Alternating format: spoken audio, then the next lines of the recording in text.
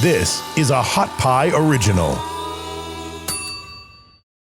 Hi, and welcome to the Amy Edwards Show, where we work on building ourselves up to be our best versions and transform ourselves into that highest vision. And I'm so excited about our guest today, Cam Nelson. He is just such a wonderful person. I always enjoy talking to Cam. He's been a friend of mine for a few months. I haven't really known him for very long.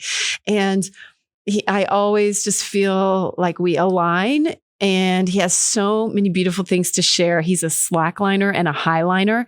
So yeah, that's exactly what you think it is. And he has so much wisdom that he draws from what he does. And he's such a pro at it. It's badass. So I cannot wait to share that conversation with you today and get a little personal. So let's do this thing. And of course, we're always here to make our lives together rock as much as we can. And I'm just so grateful that you're here and that I'm here. I always like to start with a little bit of gratitude. So thank you so much. If you haven't gotten my newsletter yet, please go to amyedwards.com, sign up there. It comes once a week, and I dive a little bit deeper on each subject each week and share anything else and meditations and any freebies that I have as well. So thank you for that in advance, and let's get going. Good Life Clothing produces a line of ultra premium basics to ensure you always look your best while being your most comfortable. Yes, please. Good Life was developed by a team of fashion industry veterans who aim to provide the best fitting essentials from the finest materials made in the USA. So Good Life has opened a brand new and beautiful store in the Domain North Side right here in Austin. And I got to check it out recently. The staff was wonderful. The clothes were incredible. And it was just a beautiful space in general. So stop by their new Austin location when you can at the Domain North Side. And if you can't get there, you can go to goodlifeclothing.com. And use my code AMY20 to get 20% off your entire order. And again, you can shop online at goodlifeclothing.com or check them out at the Domain North Side in Austin. So look good and feel good. Good Life Clothing.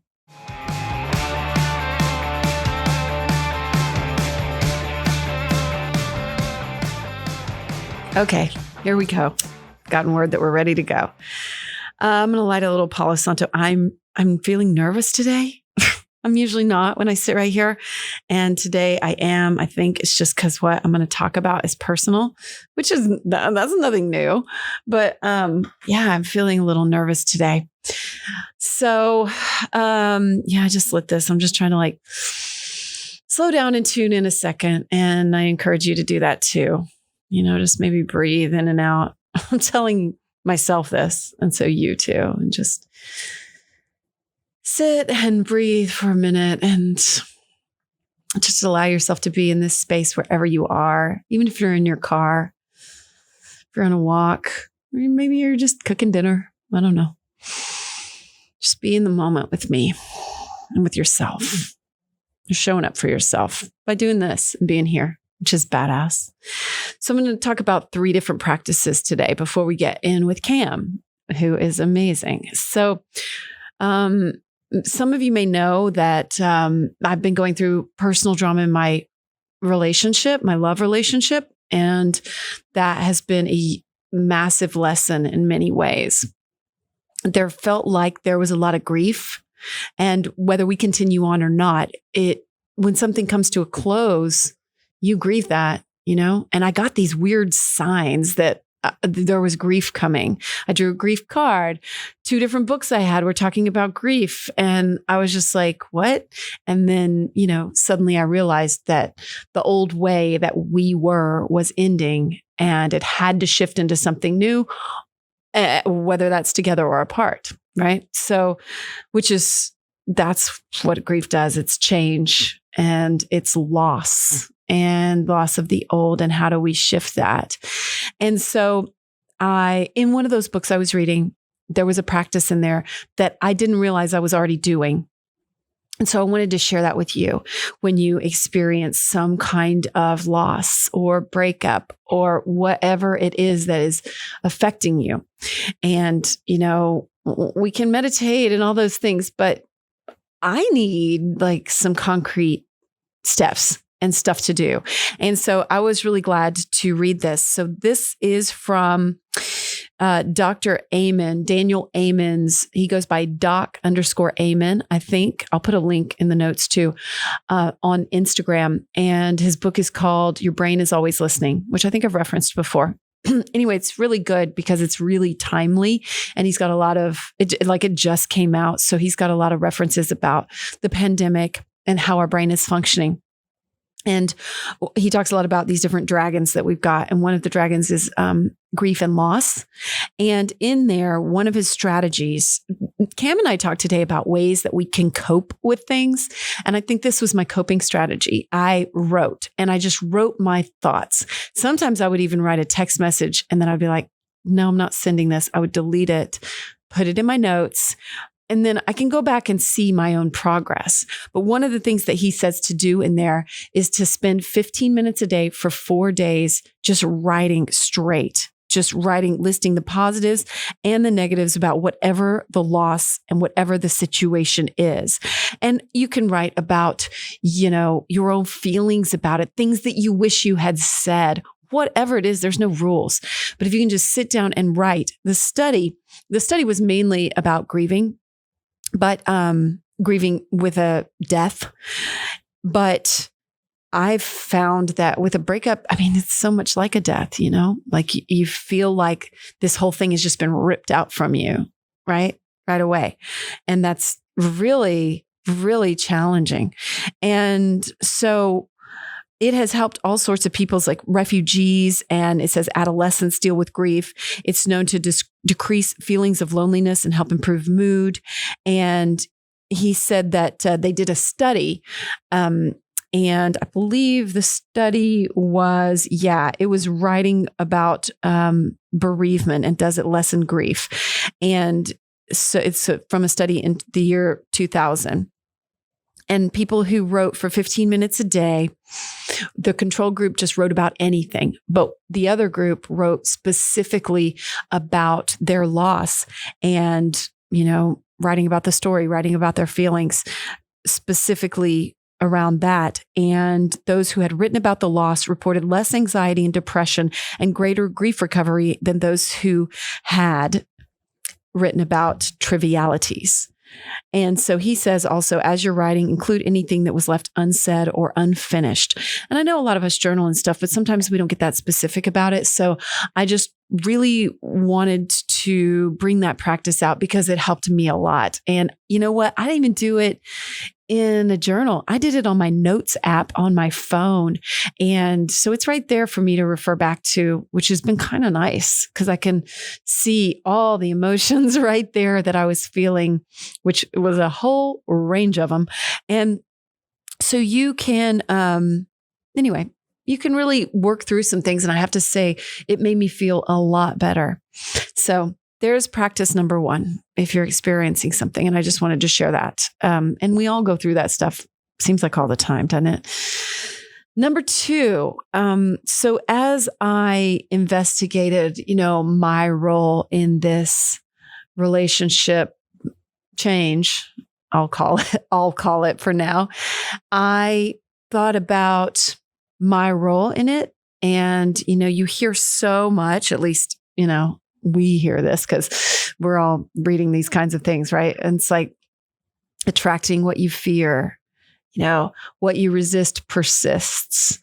I've heard all that stuff so many times. And I think sometimes I forget it. And I ran across this quote. Y'all know I'm like totally into this book, Love Yourself Like Your Life Depends on It by Kamal Ravikant right now.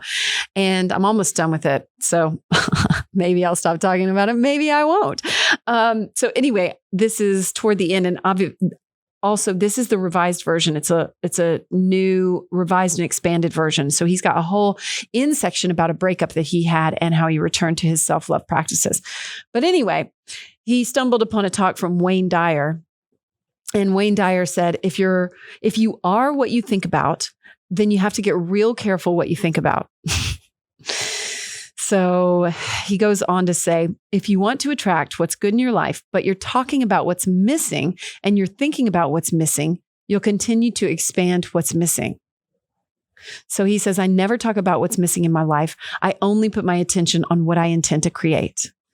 Well, as I was investigating, what I was attracting and drawing into my own life, I really looked at my own fears.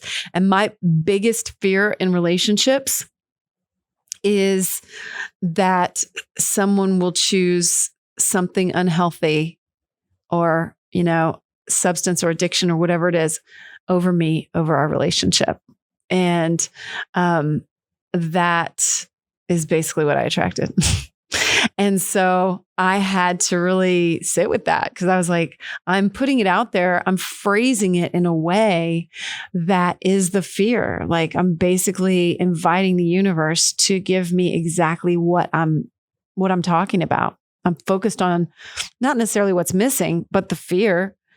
And so I had to shift it around. So this second practice I want to address today is just shifting those negatives, shifting those fears. Like where can we find those fears and really look at them for a second and then go, okay, you know what? I recognize that and I'm not going to attract that anymore. Now I'm going to shift it around and say, I'm attracting consistency. I'm attracting someone who shows up, not only for himself or herself, but for me and for life in general. And how is that person showing up? And someone who shows up consistently and beautifully. Doesn't that just even feel better? It does to me. So I had to really take a good look at that. So that second practice today is like, maybe we can find those spaces in our lives to shift those negatives around and those fears into something positive and what we really want to attract, what we're creating, not either what's missing or, I don't know, someone who doesn't have a spiritual practice, you could say, or something like that. Well, that would be what's missing.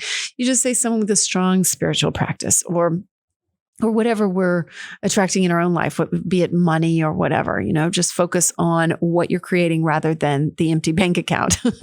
Focus on the full bank account that you're creating. So my third practice I want to address today too is, as I talked about that fear, I realized I had other fears going on too. I had fear around my own, security. And I really thought, how do you let go of fear? Like, how do you do that?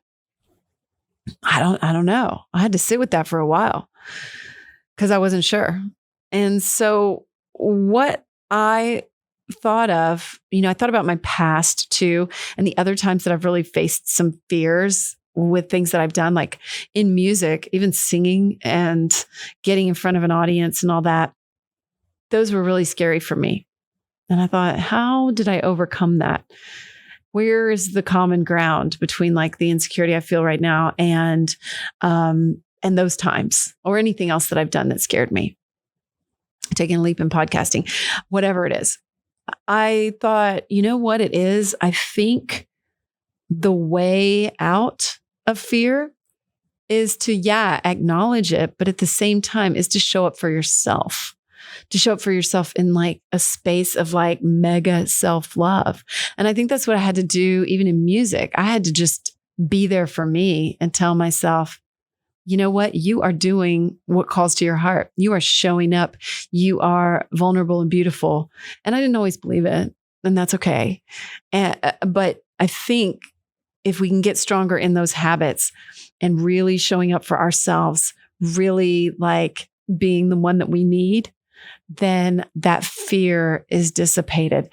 We are able to let go of the insecurities. We are able to let go of the doubt that so often accompanies fear, and to get stronger in our own presence, and know that everything's going to change. Everything's a big old unknown.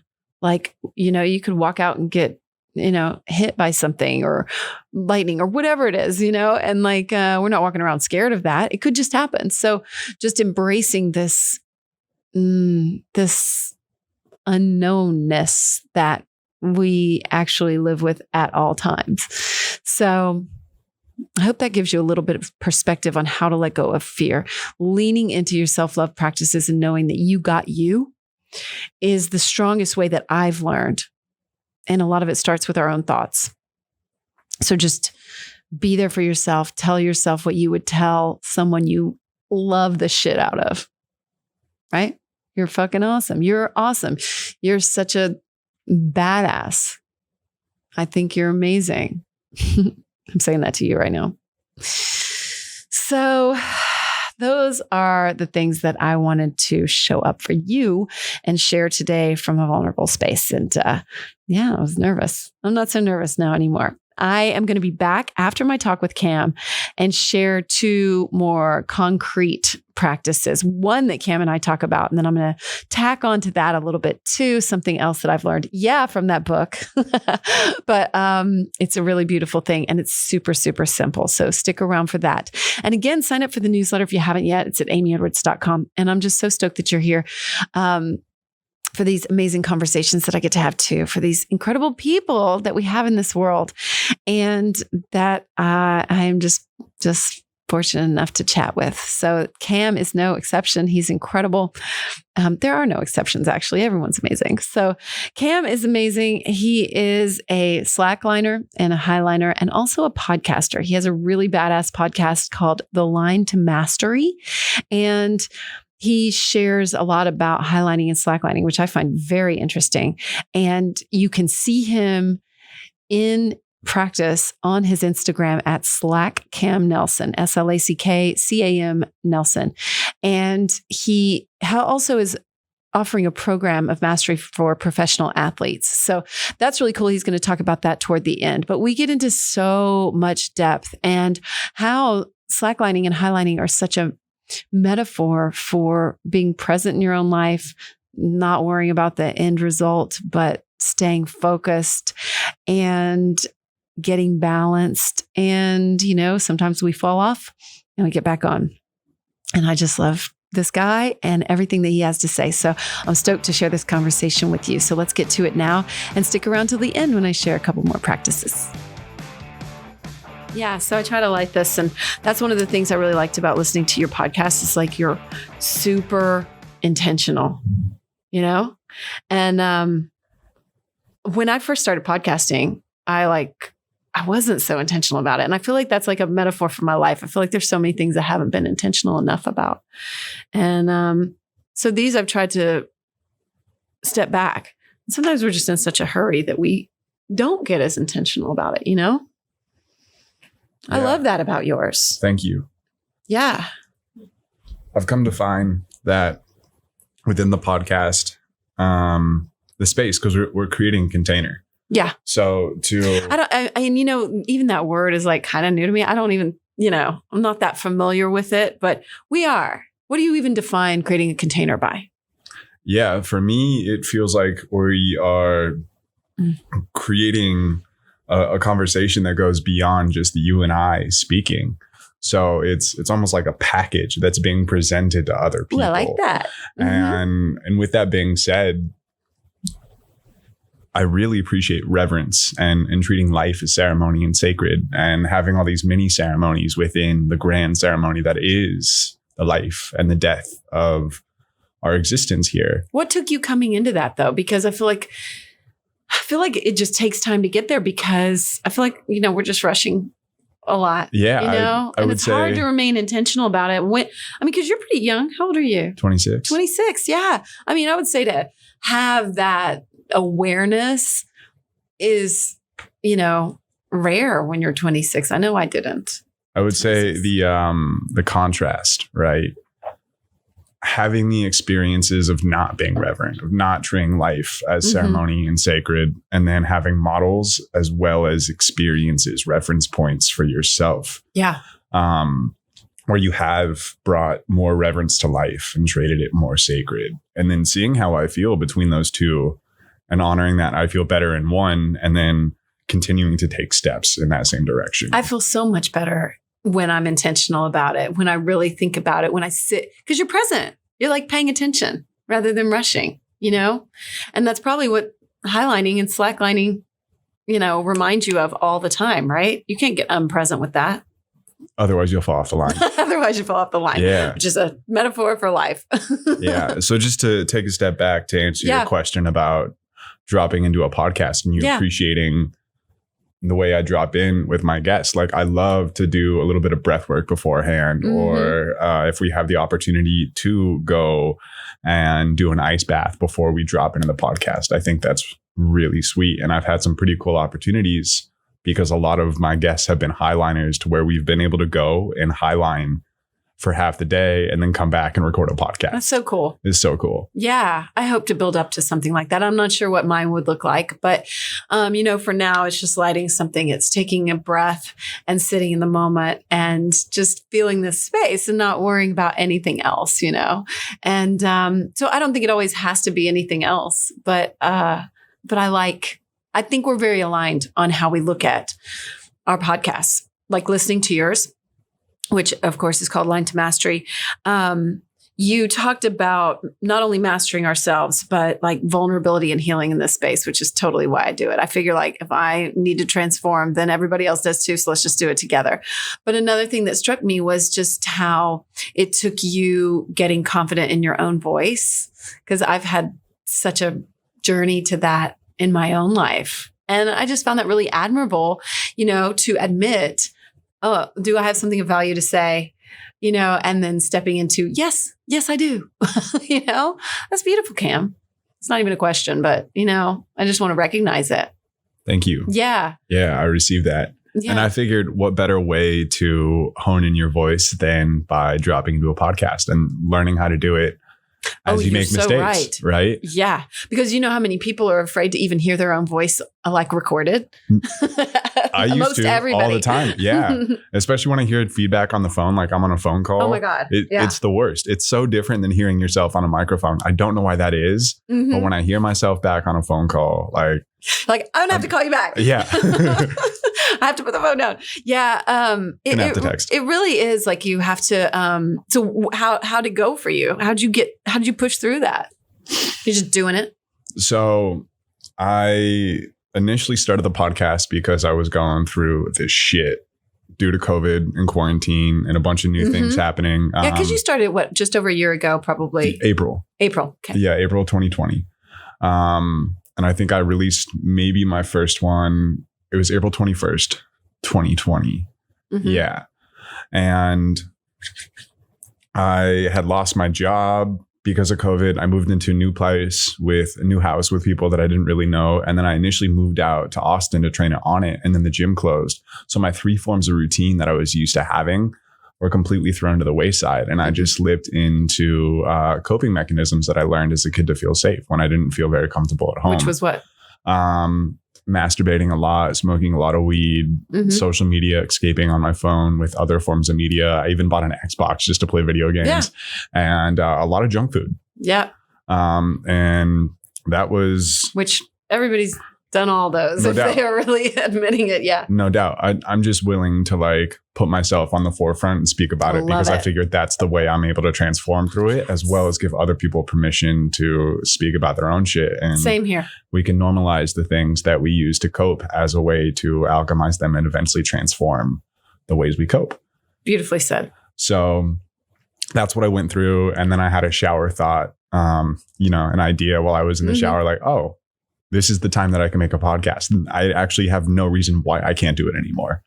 And then I essentially set up my closet to be a little studio space that I had, nice little walk-in closet. And my first 4 episodes, I decided to have a solo cast because I figured if I couldn't sit in front of a microphone and find comfort within that by myself, then how would I be able to do that with someone else?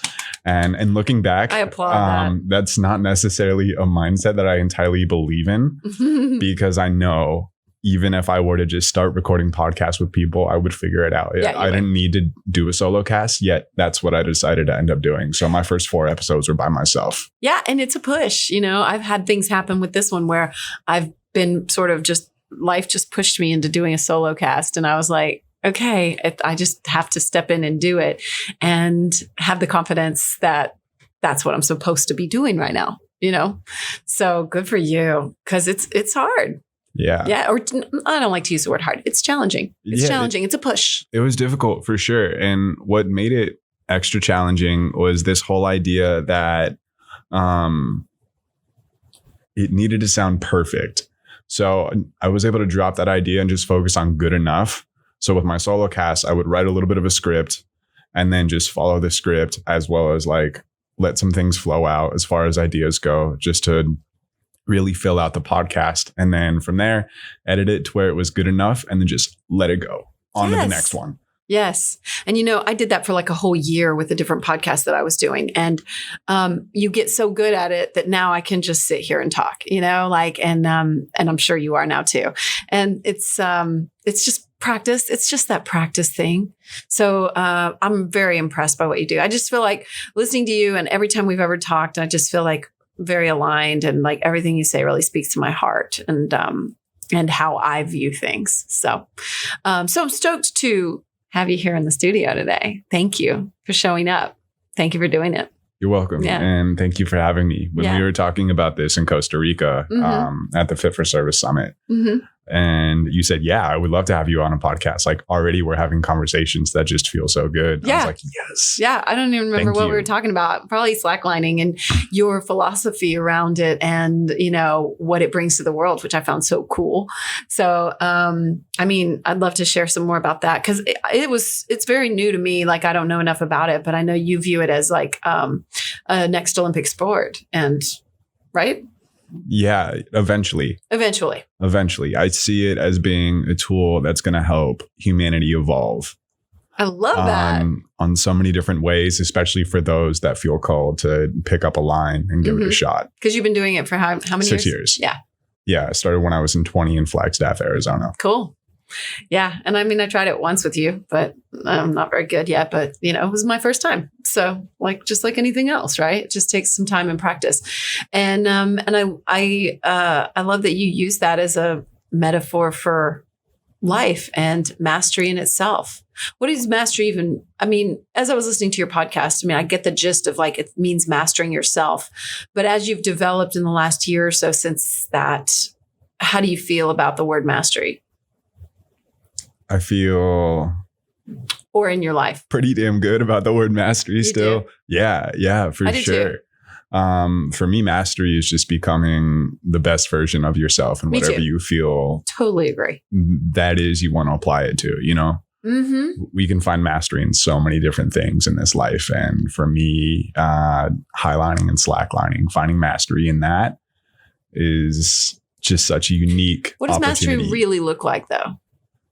In regards to slacklining or highlining? I don't know. However you want to approach it. Okay. Maybe in slacklining.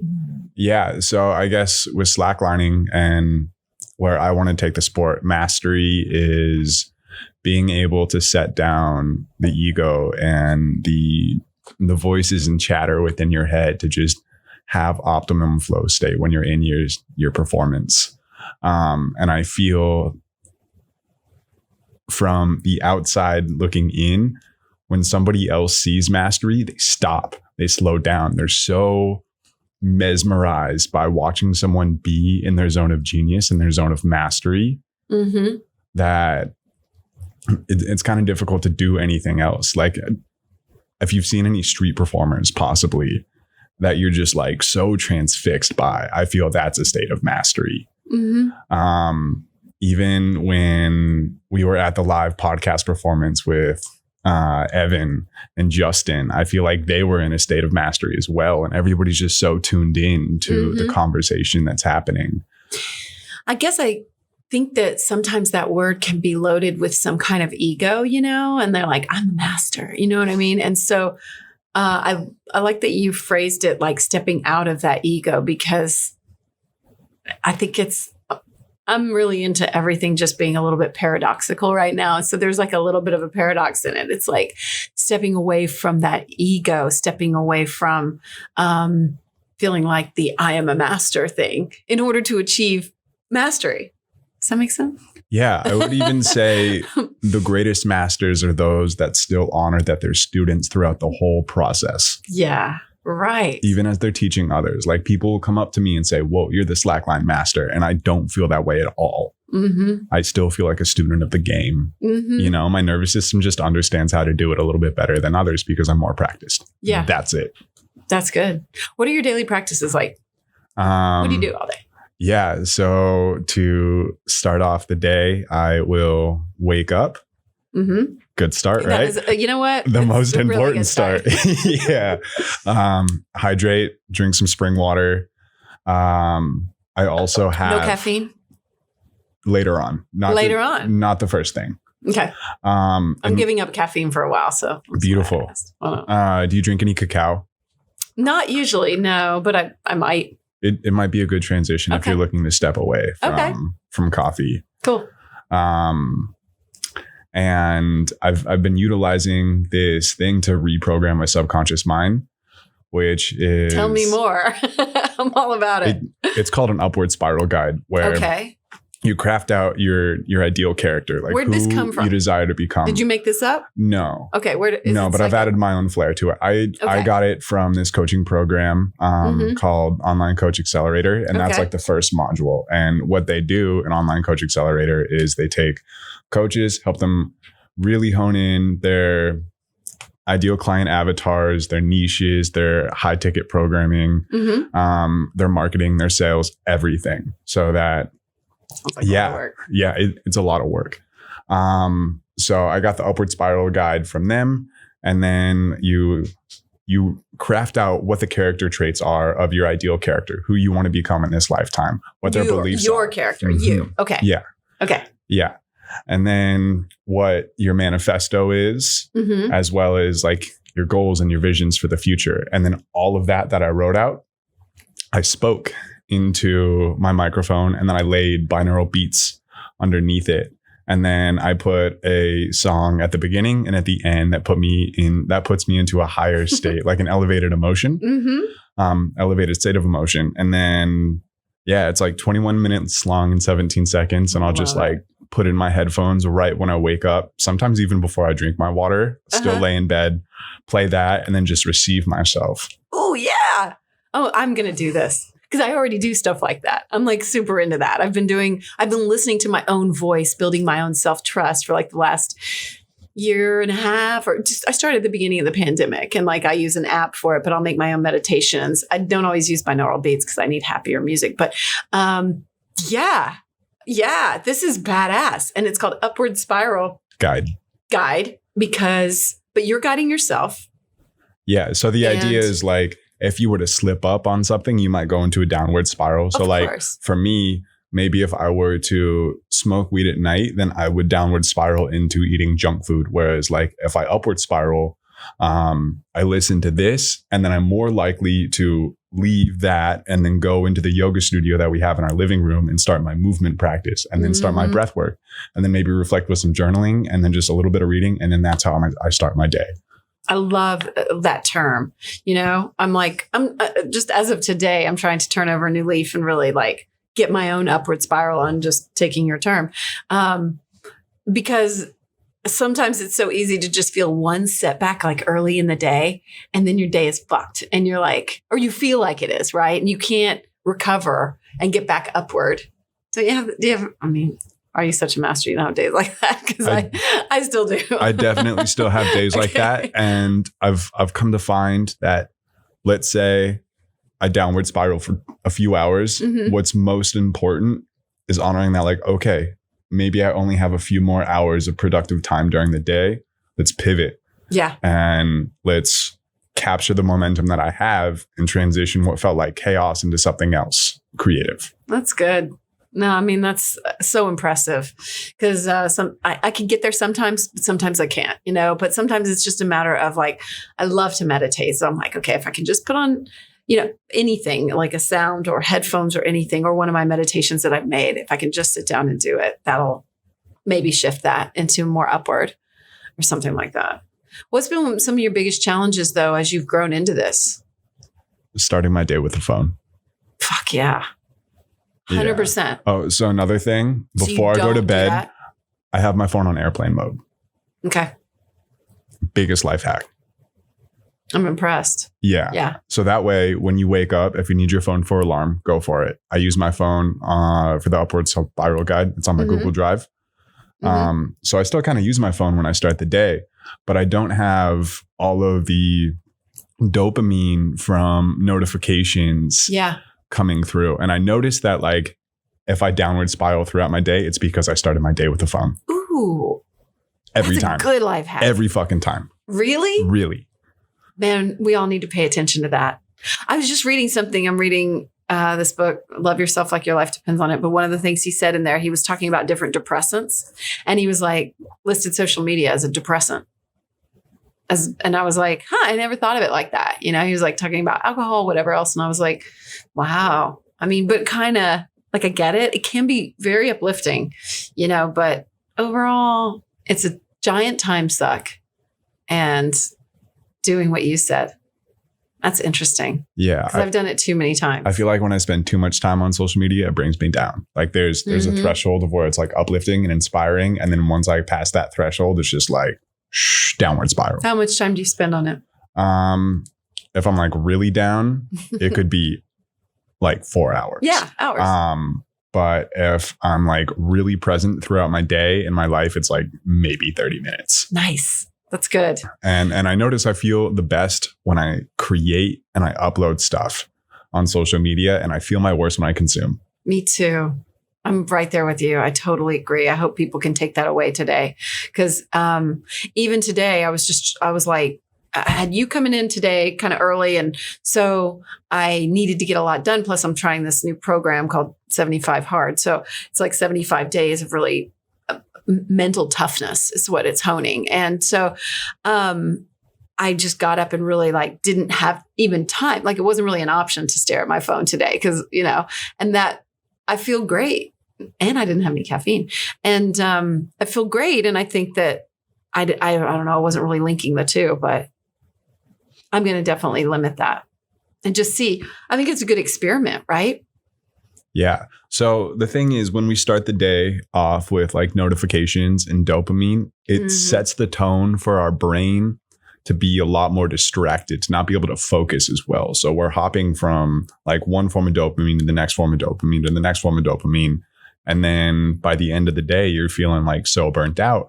And maybe you've had to like stimulate yourself with coffee and caffeine and all different ways to actually elevate your energy because you've just opened yourself up to these things that take away your energy. Yeah, that's interesting. And you know what? I was talking to Sky King. Do you know Sky? Yeah. So I was talking I listened to the podcast with the two of you. How good was that? It was so good. So many good takeaways on podcasting. Like, God, he's talk about somebody as a master.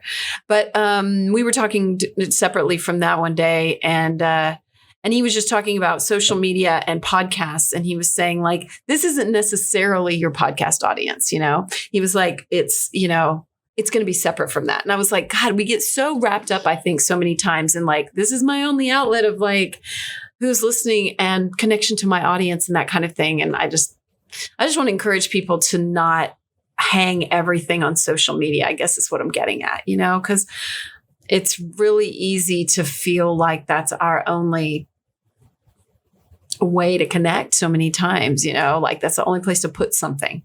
Yeah. I mean, which I felt like a million times, you know, like how else am I going to spread the news, you know, or whatever. But we have to trust that, you know, our voices are going to be heard in other ways too.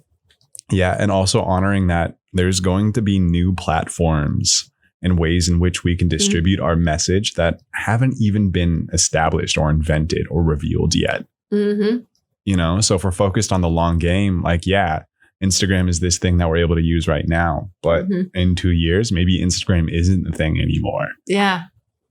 Ooh, I bet slacklining and highlining is a really good way to make sure you're not focused on, like you're focused on the long game, but you're so present in the moment of, you know, because one thing I've been working on with this podcast is, you know, I have goals and all this. Do you have on your Oura ring too? Yeah. Oh, cool. Yeah. Just, I know, like, I want to grow it and I get excited about that in the end, you know, game or whatever that, I don't even know what that would be exactly, but my goals. And instead, you know, I'm like, this is part of it. Can you enjoy these times right now where you're still working to find sponsors, where you're still, you know, I don't know, whatever it is, you know, just the small steps. Yeah. Like your small steps. Yeah. So if you can already see and feel your future and what you're capable of becoming, then that's already a potential possibility and reality for you. 100%. So continuing to tap into that and then honor that, like, this present moment is part of the process of who you get to become. And if you listen and witness a lot of people that focus on success or like have reached the states of success that they want to be in, they're always saying that they wish they enjoyed the process more because they end up where they want to go anyways. So even Aubrey mentioned this. If he could tell himself like 15 years ago, any form of information or advice, it would be find a way to enjoy the process. That's what I've been working on, you know, and I'm like, just value these things for exactly what they are.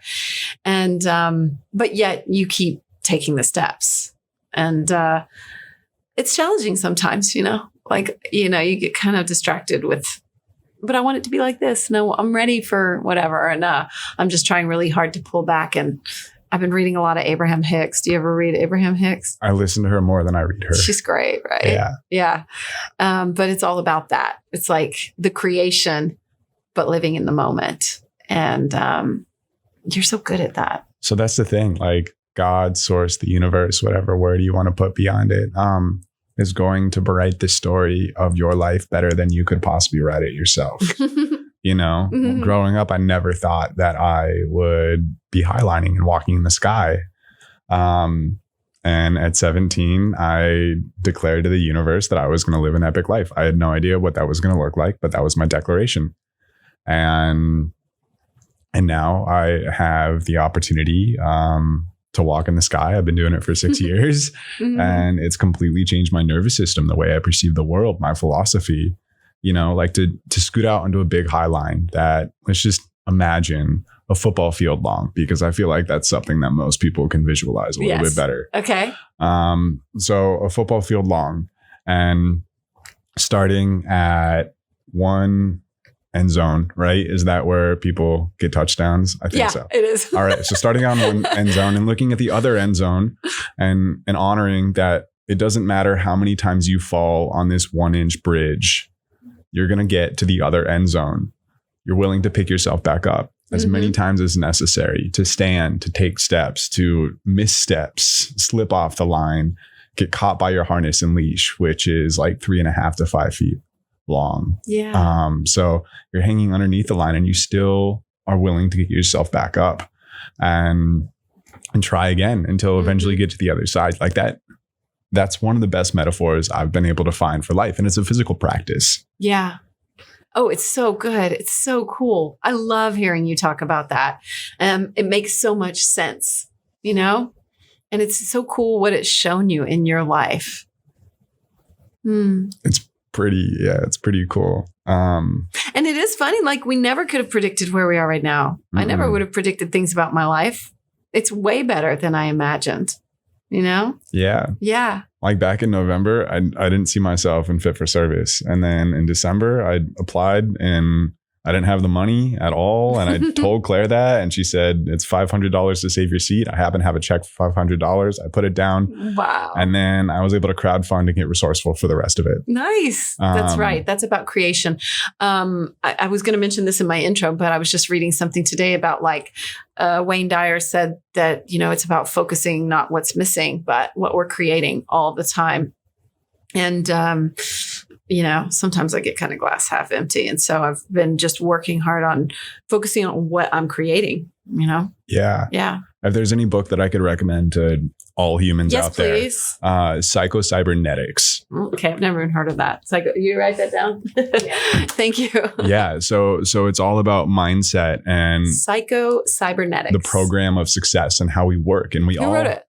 That's a great question. Did you listen to it or do you read it? I wrote it. I read it. I read it. Yeah. You're like, I wrote it. I know it so well. Yeah. Okay, cool. Yeah. It's all about what though? Tell me. Our internal guidance systems and success mechanisms. And most of us, all of us actually, when it comes to success and getting to where we want to go, what's most important is to focus on the why and not the how. Because the how is what the universe figures out, you know, and maybe the how comes in the form of someone just telling you a message that you needed to hear in the exact moment that you needed to hear it. But it took you taking a step back from trying to figure out how it's going to work out for that how to come through. And then another really big takeaway that I want to share from psychocybernetics is how we have this internal guidance system that is much like a torpedo, where a torpedo is degrees off of where it's going to end up the whole time it's on its way to its destination until it finally reaches its destination and hits its target. So For real? For real. Good Life clothing speaks to how we live now, because while we might not be dressing up, we still want to dress well. Good Life is American made from the finest, highest quality materials, and their core collection of premium essentials keeps you looking good and feeling great. And I am speaking from experience. I have worn their clothes and they're amazing. Good Life just opened a new store right here in Austin too, at the Domain North side. So you can stop by that Austin location and get 20% off your entire purchase using the code AMY20. That's AMY 20. And that code is also valid on your entire order online as well at goodlifeclothing.com. Again, that's goodlifeclothing.com. And the code is AMY20. Elevate your game with Good Life. So that's the beautiful thing about this life is like you can be on track with where you want to go and still feel like you're a little bit off, but you're still in that same direction. And it won't take until you're actually supposed to be right there that you will course correct perfectly on target. That's really comforting. Yeah. So those days that you feel like feel really good. you're in a downward spiral. Yeah. Is an opportunity to just course correct a little bit and just get a few degrees back on target to tune yourself back to the instrument of who you choose to be. I love that. I'm going to read it. Yeah. I have a stack of books going all the time. Do you? Yeah. You do? Yeah, of course. How do you read? Do you read a little bit all the time of all of them? Or do you like pick one and read it and then? It honestly depends on the book. I would say both. Okay. Yeah, I would say predominantly I will pick from a few because I like seeing the common threads between them. But then there's some books that it's just like, I'm in this book, I'm going to read the whole thing through, and most of these other books are not going to be picked up until this one is done. Yeah, I rarely meet that book, but I just had that happen. But mostly Same. It's like, yeah, really? What was it? The Essential Revolution. I've never even heard of it. What is it? Might be Essential Evolution, something like that. My friend Jay shared this book with me. And Jay's great. He works with his company Entreperform, where they take entrepreneurs and help them dial in their nutrition, their mindset, their training with a community of other high level male entrepreneurs. Oh, cool. Yeah, they're great. Based out of Austin. Anyways, the book is all about like this one guy that has been through so much pain and ends up being the voice of the divine for the rest of humanity to wake up. And then he ripples out just these beautiful lessons from the pain that he has experienced in his life. I don't want to like give too much of the book, cool. but I highly recommend everyone read it. So it's like a novel. Yeah. Oh, okay. It's a bit more of a story with a lot of spiritual lessons and cool. Activations within it. Do you write much? Do you write a lot? Journaling. Yeah. Yeah. Every day? I would say like 4 times a week. 4 times a week? That's good. I haven't been journaling as much. I felt like I was a broken record a little bit. And so I've just been doing a gratitude journal. But in my intro today, I'm talking about some writing. That's why I asked. I was just curious what your writing practice was. And I'm just curious about all your practices, like, because I'm just always looking to get stronger in my own habits. And I know everyone that listens to this is too. Like, we're all searching for, ways that we can optimize ourselves. And I liked that. I listened to your first podcast and you said something about my very first podcast. I sure did. On the Why Even Make a Podcast podcast. Wow. Sure Cool. I did. I wanted to hear what you said. And I really liked it. You did great, by the way. Like, for your first podcast, I thought it was really, really good. And I'm picky, but thank you. You're welcome. But I thought that, you were looking at your life and thinking about being known for how much you give. And you were like, up till now, I'm not sure I would be. And you were like, and known for how you show up in the world. And that really spoke to me. And like, that's the type of person I want to be. And I guess I want to ask if that, like, that bit and the part about your how, are those things that are in your like thing that you listen to every morning, your personal manifesto and meditation? Like, are those in the morning? Like your how and your how I'm going to show up. I would say the evolution of it, and not necessarily the how, but who I get to be. Yeah. Right. So when it comes to the character that who I get to be. Yeah. Mm-hmm. Yeah. We want to focus on character traits and the feeling of being that person and the being, not so much the how, because the how figures itself out once you figure out the be. Mm-hmm. So I have one of those. I wrote one, like a long one, like a year ago, of like my whole morning. And I just envisioned my whole morning, like what that looks like. And, like how I felt and what I was looking at and the smells and everything. And I recorded it, and I listen back to it all the time. And like, I have no idea that like how it's going to get there. Yeah. But that's right. You were saying the why, not the how.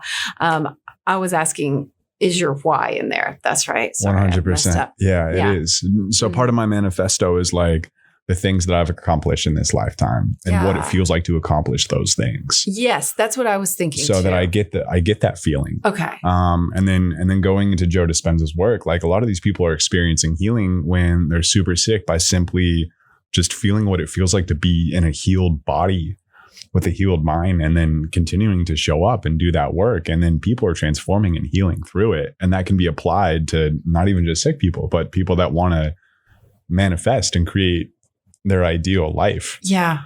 The body is like it's like a radio for it, Mm-hmm. So if you tune yourself to that frequency and what that frequency feels like, then you're going to call that into your external world. So wild. Yeah. And the brain and the body don't know the difference between the external reality and the internal reality. So if you can live your ideal external reality in your internal first, then your external reality is going to transform for it. That's the things I've been learning. Like that's that part of that paradox, it's like, that's just one of the many, and things like, you're not really going to be loved until you love yourself and you feel it inside and all these things. Right. So, I don't know. Are you doing that all the time? Like, what's it look like when you falter? I guess I just know. I just feel like I'm just not there, I'm like, and it's frustrating. Yeah. I mean, there's moments where I feel like I'm not there too. I think I almost start crying right now. You could I just feel like anyone sitting in this chair right now. I don't know. And they're going to state things that they want in their future and feel like they're not there. Mm-hmm. Everyone. I know. I know. I hope people can take that away, because like people probably look at me and think, oh, she's doing it. But I'm not that great at it. And I just keep trying to get better. But even saying I'm not that great at it frustrates me, because I don't want to even have those words come out of my mouth. Yeah, I would say behind a microphone, you are a master, and there's still room for improvement. Always. Like you come to get really good and master one discipline, and then you realize the other disciplines that you were kind of working on have slipped up a little bit, and then you work on those, and then that one that you were mastered, like the experience has fallen back just a little bit from where it was. So there's always opportunities to grow and learn, and that's a beautiful thing. With neuroplasticity and our understanding of the brain now, and how it doesn't just stop growing at 25, but it can continue to grow and transform and evolve over the course of our whole lifetimes. Like, we're going to be able to do things way older than we thought we would be able to, way older than our parents, because we have access to this information and what it takes to be a well-optimized, well-rounded human being. Like, I want to be making art in my 60s. I want to be highlining still into my 80s at least. Hell yeah. The oldest tightrope walker was 88. And that's something that I keep reminding myself. That's is so like, cool. I'm in this for the long game. And I don't entirely know what that looks like. It's hard to even see like who I'm going to be when I'm 30, Right.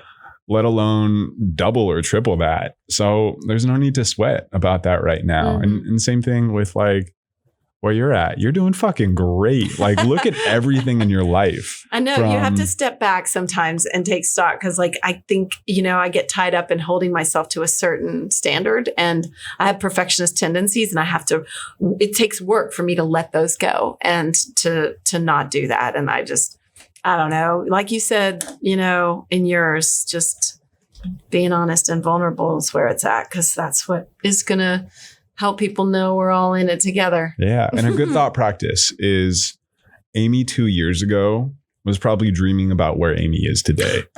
Amy 1 year ago was. Yeah. And the same with Cam. I mean, like, look how far you've come. Big time. Especially just a year ago, Mm-hmm. Cam a year ago was having a really difficult time. Whereas like Cam right now is still having a difficult time, but it's transformed. It's become a little bit more sophisticated, and Cam now has way more tools, way more support.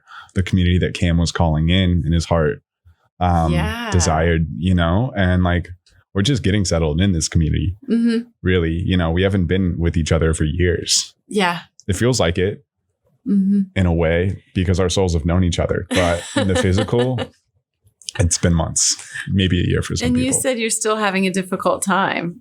So you like recognize that you're still having a difficult time, but you just have more tools to deal with it? Yeah, for sure. What's your difficult time? I would say still the phone. And I just have a lot on my plate. So I don't always have the best time taking a step back and dealing with stress in what feels like a healthier way. Sometimes, like even yesterday, I slipped up, spent way too much time on my phone, like smoked some weed, felt really bad about all that because I was coming into this podcast with you and I wanted to like really hold a sacred container and be able to show up. Talk about it, the best way I can. Served in a different way that you didn't expect. Absolutely. I mean, this is how these things transform.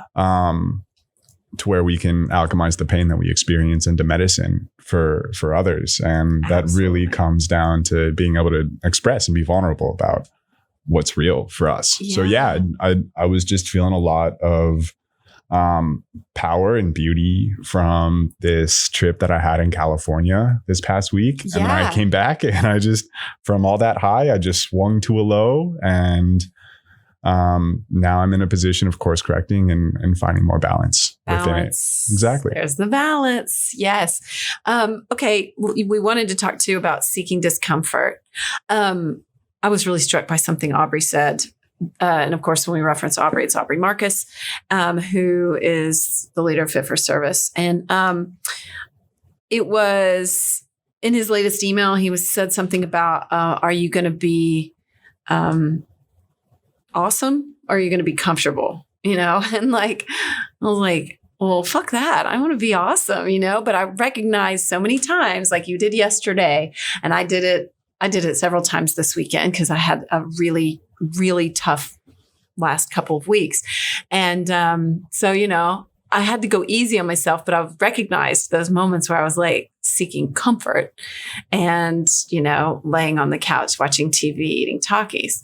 And so, which I did. And that's okay. We have those moments and we have those downs, but like we course correct. And so, I love that you're wearing a shirt that says Seek Discomfort, which I've seen on you several times. It's a company, right? Or yeah. Yeah. So it was established initially by this group of YouTubers called Yes Theory, and their whole ethos was Seek Discomfort, and going out and trying things that would initially like just make your nervous system freak out, make you stop and be like, I don't know about that. I think I might die if I do that, I feel like that every time I do an ice bath. And then, yeah, exactly. Every time. So that's a great form of seeking discomfort, pushing through something and then becoming a better person through it and seeing that, oh, actually this didn't kill me. It only made me a little bit stronger. Well, that's where your comfort zone expands. Exactly. Obviously, right? Exactly. When you can push through and seek the discomfort. And I'm trying to reconfigure my brain to make it like happy to seek discomfort. Like tell myself like, that's fun. There's growth that comes from seeking discomfort. You get to redefine your limitations, Yeah. Like the person that you dream of becoming that you feel like you're far off from is the one that has been able to break through their limitations, Yeah. So every time you break through your limitations, you're able to step closer into that person that you're capable of being and embodying. Do you ever do you envision that person? I do. Like I do some vision work where I envision that person. Every day. Every day. That's in your morning thing. Yeah, it's in my morning thing. And how old are you there? Indiscriminate age, generally older. Yeah, I don't have a biological age for that. Okay. But I know what he feels like. Mm-hmm. I don't think I do in mine either. I don't think I have an exact biological age in mine. She still looks good. Yeah, or chronological age, actually. That's the proper terminology. Yeah, but either way, like I know what that person feels like, and I know what it'll feel like when I get there. Mm-hmm. And I've had tastes, yet I'm still in this process of like unlearning and reprogramming a lot of things that I learned as a kid. Like what? From my folks as well as society.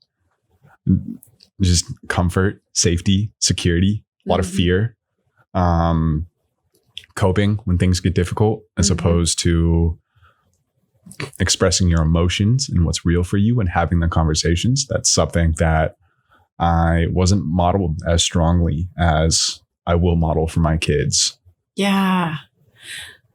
That's good. I've been hearing the word coping a lot lately. I just feel like it's coming up and I'm noticing it in other people, and I'm wondering about myself and what my own coping strategies are and just trying to pay closer attention to that. It's just an interesting word because I don't know. I don't feel like it's been used enough, or maybe it's just coming into my field of vision. I don't even know what my parents' coping strategies were. That's interesting to think about, like what we're taught. Yeah, I would like to spend some more time with my mom's coping strategies and seeing what I learned from her, but I definitely know my dad's. That's been the most prevalent. Really? Yeah. And you did a podcast with your dad. Did you talk to him? Is he like you? Is he like real open and not as emotionally open? Got it. Mm-hmm. He's really open when it comes to logic. Oh. And connecting with his mind. Yeah, when it comes to like connecting with his heart, there's some work to do there. Right. So maybe that's a coping strategy too, is, we close our hearts a little bit, and that's a defense mechanism / coping strategy. Probably. I know that I do it, and I have to like tap right in and recognize when my heart closes up and like how that feels in my body, and to consciously open it back up. Can you feel it when your heart closes? Oh yeah, for sure. Me too. Mm-hmm. Yeah. And I can feel when my heart opens, Me too. Like I can feel those polarities. And I also feel I'm a lot more emotionally intelligent because I saw a model of what it was like to not be emotionally intelligent and how that manifested into a lot of the pain that my dad experienced. Oh. And I decided that's not what I wanted to experience. But that's good. That's using that kind of stuff for good, for our own learning. Like you said, alchemizing it. Love that word. Yeah. So, yeah. Yeah. And I firmly believe that my soul chose to do the dance with my dad's soul for the necessary lessons that it was going to provide as I continue to step forward in the world and show up as a leader, because emotional intelligence is invaluable, in my opinion. I agree. It really is. Yeah. That we choose who our parents are and stuff is such a trip to me. You believe that? Yeah. I mean, like, I feel it so viscerally in my body. And because of that, it's difficult for me not to believe it is truth. Really? Mm-hmm. I'm very embodied, though. Highlining has taught me that. Yeah. Yeah. What do you mean? I feel like I process and experience a lot of things through my body, especially energy. Like I'm able to move a lot of energy through my body. Cool. Whereas I know quite a few people that haven't connected deeply with their body. So like a lot of the energy that they have in their system is stuck because they're not able to move it through. Whereas like I've had this opportunity with this sport and other practices outside of it, but definitely this sport to, move that energy and ground it down. I do a lot of stretching and stuff like that. I'm doing like one of those fascia stretching sessions tomorrow. So I'm excited about that. I can't wait to see what comes out. Who are you staying with? The Voila people. Yeah, perfect. Yeah. Perfect. Kimberly. Yeah. Have you done it? Yeah. Oh God, I'm so excited. Yeah. So I'm probably at like 21, 22 sessions now with Holy Kim. cow. Yeah. Really? Mm-hmm. Oh, well, tomorrow's my number one. So. Yeah. If you can, reach out to her, request to do the fascial stretching and a session of Voila. See if she has okay. an extra hour. If you have an extra hour, just double dip, do both. Oh, okay. I will. I'll send a message. Oh my God. I hope she can. Highly recommend. Yeah. And when I heard Sky, when I heard Sky mention Kim, on the podcast with the two of you, I was like, yeah, all right. It's only a matter of time before Amy does some voila. It's completely changed my life. The appointment like that day. Yeah. It's completely changed my life. Change your life. How? So the really cool thing about voila is Kim is using muscle body testing to go through the skeletal system and realign the skeletal system. And sometimes there's structural imbalances, but also like emotional trauma and spiritual trauma can come up, and you'll have to process that in real time. So like I've dealt with Cam in the third trimester in his mom's stomach. I've dealt with 6-year-old Cam a lot. I've dealt with 17-year-old Cam, 23-year-old Cam, 21-year-old Cam, present Cam, future Cam. Like all these versions of myself that have experienced traumatic experiences, I've been able to move through that, process that trauma with someone by creating a different perspective in which they're able to perceive that trauma and understand why it came through for them. Does that version of you come up and surprise you, or do you call it up? I would say in the sessions, my highest self is working with Kim's highest self. So on a conscious level, I'm not necessarily bringing it up. Okay. But on like a deeper soul level, no doubt it's coming up for me. Okay. Because that makes sense. I chose it. Yeah. Mm-hmm. Ooh, cool. I'm glad we talked about that. Okay. Well, I'll try to book that, and I'm sure I'll be like totally into her and want to have her on the show or something. So it sounds amazing. Is there anything that we missed that you want to talk about before we start to wrap up? Anything you like felt called to hit on today? How do you redefine your limitations? How do I redefine my limitations? By pushing myself to do things that I think I couldn't do otherwise, but I know I can do them. But I push myself regularly. And what does that look like in practice? I mean, a lot of times it looks like, showing up for these shows and staying really present and focused. That pushes me past my limitations. I think right now I've got a lot of mind stuff that I'm still trying to overcome. And I think I push past my self-imposed limitations just sheerly by cultivating practices and leaning into those more often than not, and still trying to go easy on myself when I don't. But I think that's really what's pushing me past my limitations right now. And I consider it an experiment. I've been just kind of on that track, just calling things an experiment. Like, okay, what if I do it today, or a week?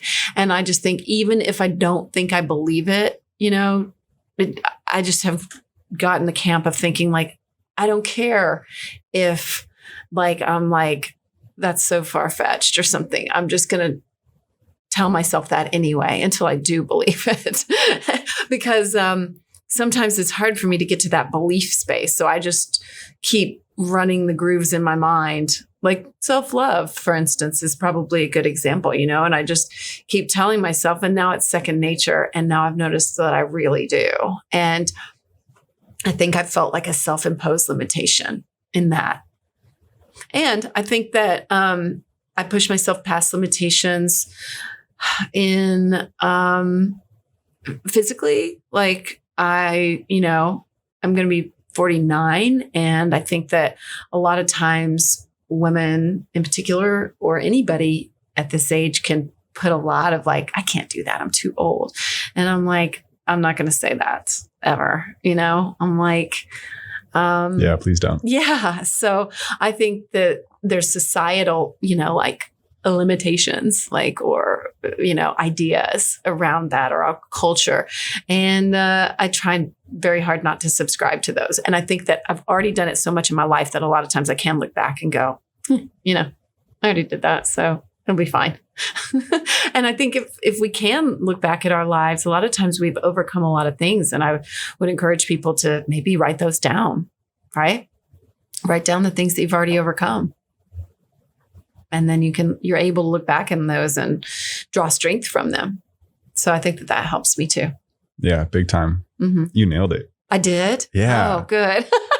Oh, thank God. I didn't know it was a test. I got 100. For sure. I got an A. But I mean, you covered so many things that I feel super strongly about when it comes to redefining. Because we're aligned, man. Everything that you say and everything like that. That's why it's always so easy to talk to you. So thank you. I'm glad you said that because I feel the same way, and it's just a process, our daily, I don't know why I'm getting emotional, Cam, right now.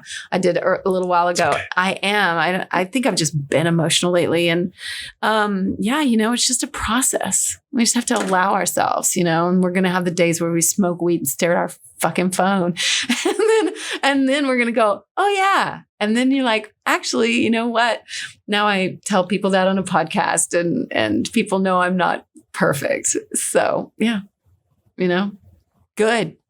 Because we're human, having a human experience. Absolutely. And that's the beauty of it, is the experience. And it's all just an experiment, all of it, from the Tell practices, from the trying different challenges to even social media. That shit's an experiment. We're the guinea pigs for it in real time right now. We're running the experiment. And they're always changing the algorithms and figuring out, what they want to do to us. Because they're also running experiments on us as we're running the experiment on ourselves. Yeah. So if you feel like it's an experiment that's not serving you, let's try some new experiments. So maybe some morning practices, maybe some night practices. And something that I didn't mention is that your morning starts the night before, always. I like that. It does. How do you view that? I view that as like putting my phone on airplane mode before I go to bed. Last night I didn't. I fucked myself up.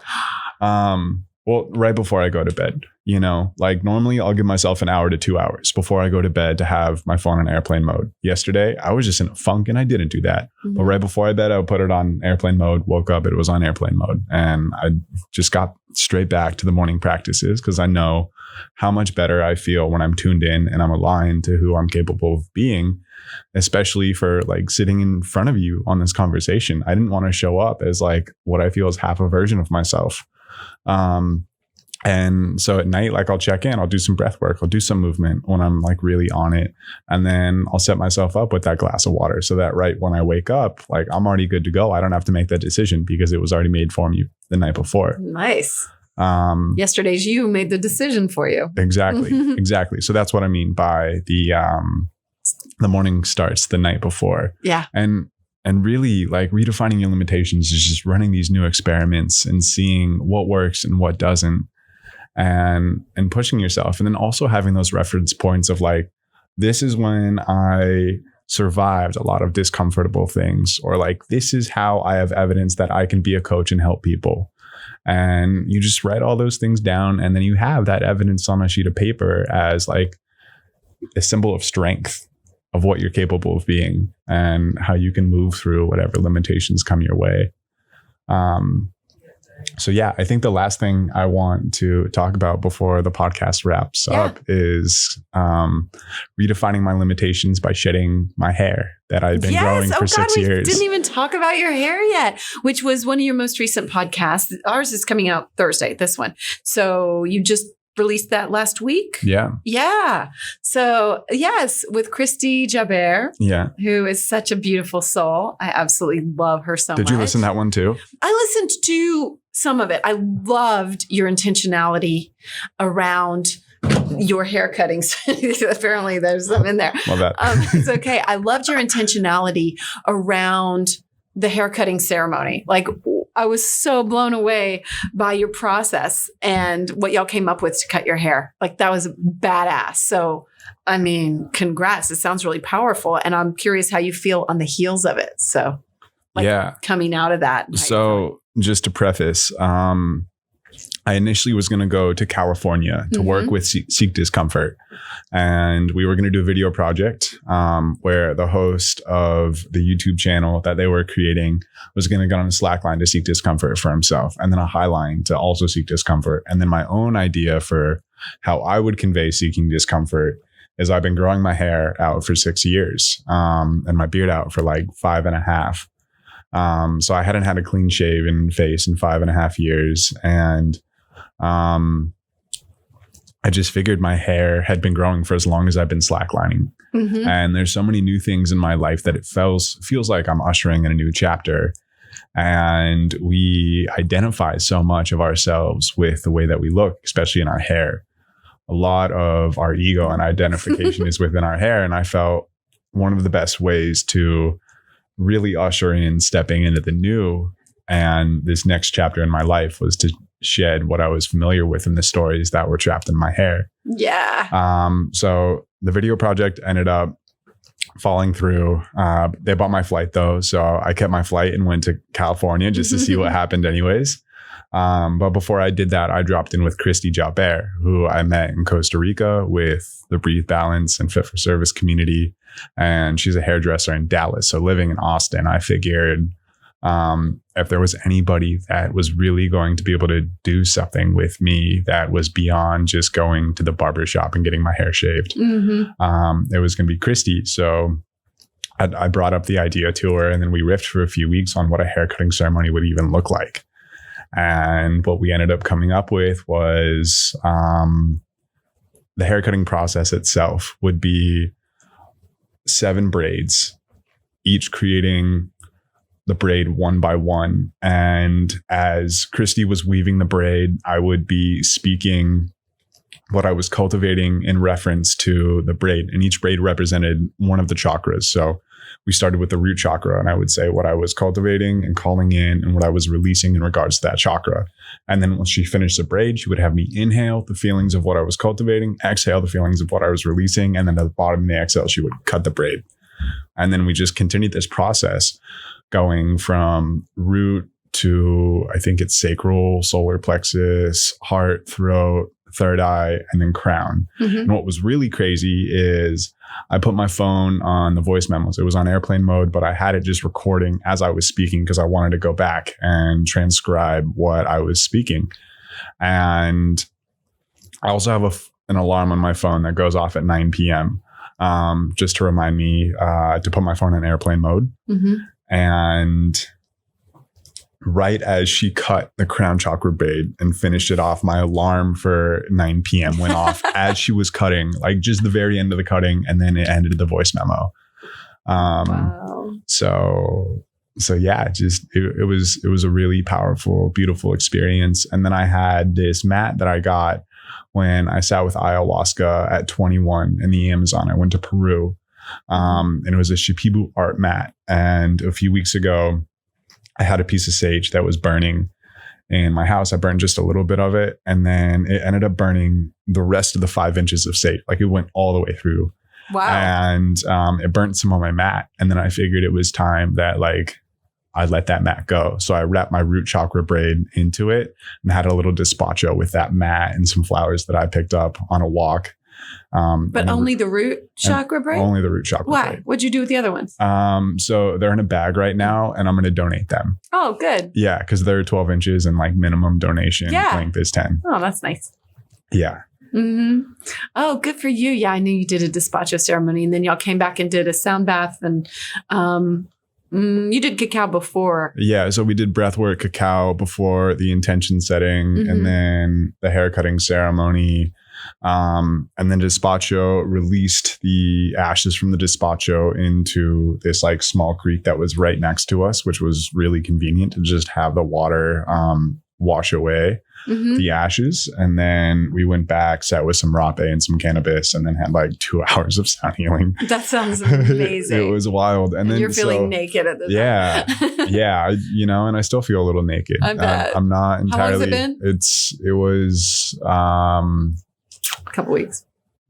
It'll be 2 weeks on Friday. Yeah. So today is Monday, like 10 days, something like that. Congrats.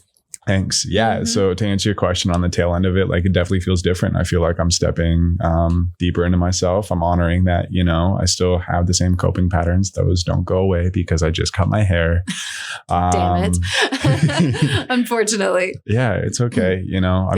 I get to learn through them and express vulnerably about them. And this is the deepest I've been able to talk about them on a podcast. So thank you for this opportunity. You're so welcome. Thank you for doing it. Showing up. Oh, of course.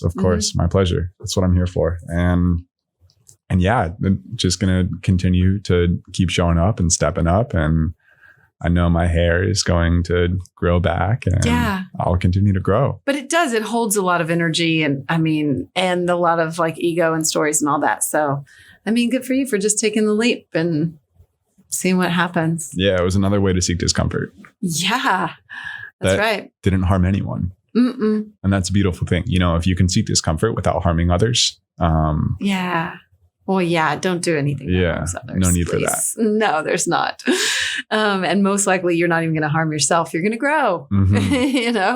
Most likely you're going to turn into a newer, better version of yourself if you just give it a shot. It feels that way. It feels that way for sure. So, well, I love you so much. Thank you so much for showing up today. Oh my gosh, you're welcome. You're so welcome. I'm so glad. Will you please share before you go every way that people can find you?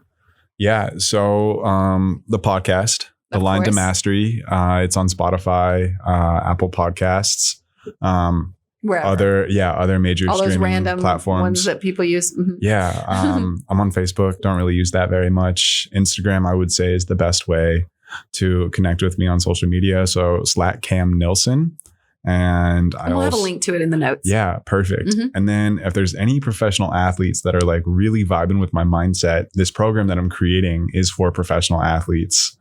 It's a 90-day transformation program that really helps you dial in your mindset and your connection with spirit. Good. So they just reach out to you for that? Yeah. Awesome. Yeah. And then we can book a call and see if you're the right fit. And as of right now, those are my offerings. Good. I think that's incredible. So congratulations. And I'm excited to see your whole life grow and you continue to just become better and better version of yourself because there's no end. Yeah. Yeah. There's no end. And because we are so aligned, you will continue to grow and blossom as I do. And I'm just so excited to continue this connection and see where it goes and grows into. Love you so much. I love you so much. Thank you for having me. You bet. Much love, everyone. Peace. Okay, so much thanks to Cam. I absolutely loved sitting down with him. I'm so happy he came in today. Remember, you can find him on Instagram at /CamNelson, or you can listen to his podcast, The Line to Mastery. And I want to tack on to one of the things that we talked about, and that was how, toward the end, we were talking about making a list of those things that you can overcome, that you have overcome in your life. Making a list of the things that you have overcome in your life and being able to refer back to that to give you some strength when you're feeling out of your depth or out of your comfort zone or feeling like fearful of the unknown or feeling like I'm not going to survive this. You know what? You do. And if we can just start a little list, I would say in my notes app, I think I'm going to do it. It's just start a little list of things that you've overcome that you can be like, hey, okay, yeah, I got this. And just add to it over time. I think that's a really cool practice that I'm going to put into play. And then the one that this went so well along with the one that I was going to share today that I did read in this book and that I am starting to do. And it is not discounting or downplaying the good things that people tell you about yourself in life. Like if somebody gives you a compliment, like, you're amazing, you're such a badass, write that down in your notes app because these are people you respect. And if they say it, it has to be true, right? So why do we downplay that? I have friends, I see my friends do it all the time. And they'll be like, no, I'm just screwing up, whatever, downplay a compliment that I give. And, then as the compliment giver, you feel a little bit like, wow, does what I say not matter? Because it's true. That's how I see you. And if someone else sees you like that, can you accept it? I know we've talked about accepting compliments before, but this is like a next level practice where you can accept the compliment and then you actually take it to heart. And then you've got a little list that starts to grow and you can refer back to it perhaps. And you can lean into your own self-love and you can go, oh yeah, I am a badass. And I did do a great podcast and I, was there as a good friend. And I am kicking ass as a mom, or whatever it is. people are going to say nicer things, and it's also going to tune you in more to when they do. And you'll remember it, because my brain goes back to the negative stuff. So like all the time. And this is just a way, and maybe even, before you go to sleep at night, if your phone's on, then maybe it's something that you can review in the morning, or add to your, daily practices of self-love, which I think is badass. So anyway, maybe make those lists. And of course, I love a good list. So, those are the practices that I think can really elevate us in our own self-love and our own mastery, perhaps. So thank you so much for being here today. I'm so grateful. If you feel called to share it with someone, please do. Sign up for the newsletter at my website, amyedwards.com. And I have a link in my newsletters too, or when you sign up for the newsletter, it'll come up. But I do have some freebies on my website that I'm going to be adding to, like meditations and stuff like that. So it's all free. So you can go there and access it. And I'm hoping to do a new meditation series really, really soon. I'm feeling called to that. And of course, thank you to Hot Pie Media and all the wonderful people here. I have the gorgeous Sarah over here today. Thank you, Sarah, and Colton too. And we just have an amazing team here. So I always like to give them a shout out. And what else am I forgetting? Follow me on social media. Yeah, find me at Real Amy Edwards, and always, comment, email me, whatever you want to do. If you have thoughts, I hope to be sharing your thoughts very, very soon on any of these episodes. You can reach me at amy@amyedwards.com. So I think that's it. I think that wraps everything up. Thanks again to our guest today, Cam Nelson. So honored that he got to sit down with us, and that he came to sit down with us. And it was such a beautiful discussion. And thank you for being here and showing up for yourself, because you're a fucking rocking badass that's transforming your life every time you just even consider doing any of these practices, right? We're leveling up, and that's the idea. Spiral up. For sure. All right. Peace and love, health, wealth, light, joy, compassion, beauty, all of it to you and everyone around you. Just radiate that shit everywhere. I know you are. Thank you so much for being here. Till next time. Thank you so much for listening. If you liked this show, please rate and review. It totally matters. And I encourage you to spread the love too, and share this episode with a friend if you feel called. Find me and my newsletter sign up at amyedwards.com. And you can also connect with me on Instagram at Real Amy Edwards, or in Clubhouse at Amy Edwards, or write to me. It's amy@amyedwards.com.